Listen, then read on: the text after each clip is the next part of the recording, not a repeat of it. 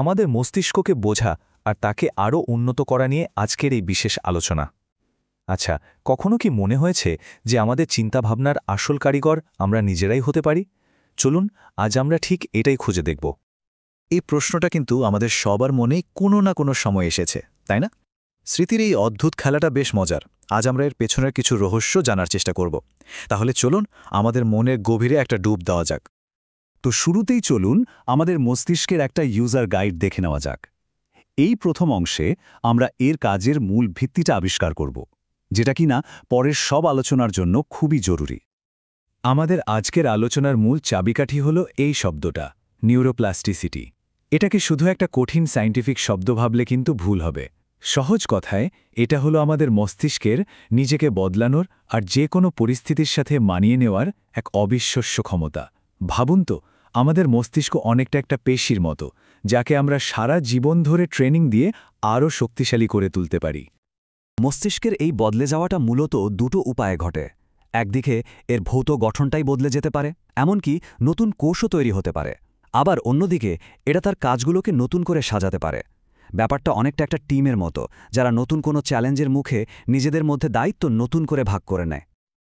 আচ্ছা, আমরা তো জানলাম মস্তিষ্ক কিভাবে নিজেকে বদলায়। এবার চলুন এমন একটা টপিকে যাই যেটা আমাদের সবার খুব পছন্দের, মেমোরি বা স্মৃতি। এই অংশে আমরা দেখব কিভাবে আমাদের স্মৃতি তৈরি হয় আর কিভাবে আমরা সেগুলোকে ধরে রাখি। প্রথমে আসি এক্সপ্লিসিট মেমোরির কথায়। এটা হলো সেই ধরনের মেমোরি যা আমরা ইচ্ছে করে বা সচেতনভাবে ব্যবহার করি। এটাকে আমাদের সচেতন হার্ড ড্রাইভও বলা যেতে পারে। যেমন ধরুন কোনো বন্ধুর জন্মদিন মনে রাখা বা পরীক্ষার জন্য কোনো তথ্য মুখস্থ করা। দেখুন, এই প্রত্যেকটা কাজের জন্য কিন্তু আমাদের একটু চেষ্টা করতে হয়, সচেতনভাবে মনে করতে হয়। এগুলোই হলো এক্সপ্লিসিট মেমোরির দারুণ কিছু উদাহরণ। আর এরপর আছে ইমপ্লিসিট মেমোরি, যা অনেকটা অটো পাইলট মোডে কাজ করে। এটা যেন আমাদের ব্রেইনের ব্যাকগ্রাউন্ডে চলতে থাকা একটা সফটওয়্যার, যা আমাদের অজান্তেই আমাদের অনেক কাজকে সহজ করে দেয়। একবার ভাবুন তো, সাইকেল চালানো বা কিবোর্ডে টাইপ করা শেখার প্রথম দিনগুলোর কথা। প্রথমে কতটা কঠিন ছিল, তাই না?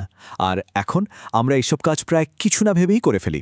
এটাই হলো ইমপ্লিসিট মেমোরির জাদু, যা কঠিন কাজকে আমাদের অভ্যাসে পরিণত করে দেয়। আচ্ছা, বুঝলাম। কিন্তু প্রশ্নটা হলো, এই স্মৃতিগুলো ঠিক কিভাবে ব্রেনের কোষে জমা থাকে? একদম ভেতরের খবরটা কি? চলুন এবার সেটাই জেনে নেওয়া যাক। এর আসল খেলাটা হয় কিন্তু আমাদের নিউরনগুলোর কানেকশনের মধ্যে। যখন আমরা নতুন কিছু শিখি, কিছু কানেকশন শক্তিশালী হয়ে স্মৃতির জন্য একটা পথ তৈরি করে।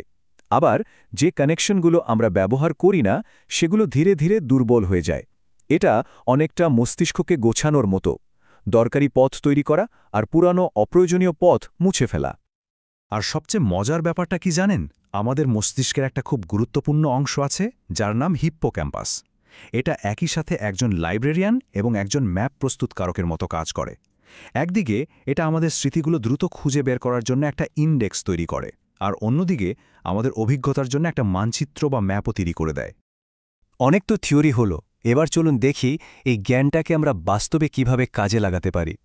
এই অংশে আমরা দেখব কিভাবে আমরা আমাদের মস্তিষ্ককে ট্রেন করে এর ক্ষমতা আরও বাড়াতে পারি।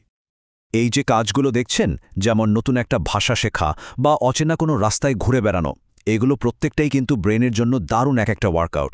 এই প্রতিটি নতুন চ্যালেঞ্জই নতুন নিউরাল কানেকশন তৈরি করে, আমাদের মনকে আরও সচল আর শক্তিশালী করে তোলে। মায়ো ক্লিনিকের এই কথাটা কিন্তু একদম সত্যি। আমরা শরীরের স্বাস্থ্যের জন্য যেমন ব্যায়াম করি, ঠিক তেমনি মস্তিষ্কের স্বাস্থ্য ধরে রাখতেও কিন্তু মানসিক ব্যায়াম দরকার। মনের যত্ন নেওয়া মানে আমাদের সার্বিক সুস্থতার জন্যই বিনিয়োগ করা। আর একটা খুবই জরুরি জিনিস হলো ঘুম।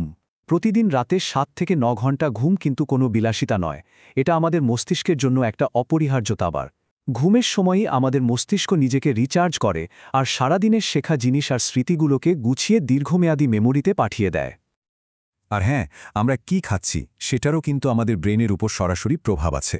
মাইন্ড ডায়েট, যেখানে সবুজ শাকসবজি, বেরি আর মাছের মতো খাবার থাকে, সেগুলো আমাদের নিউরনগুলোকে রক্ষা করে আর আমাদের চিন্তাভাবনার ক্ষমতাকে সচল রাখে।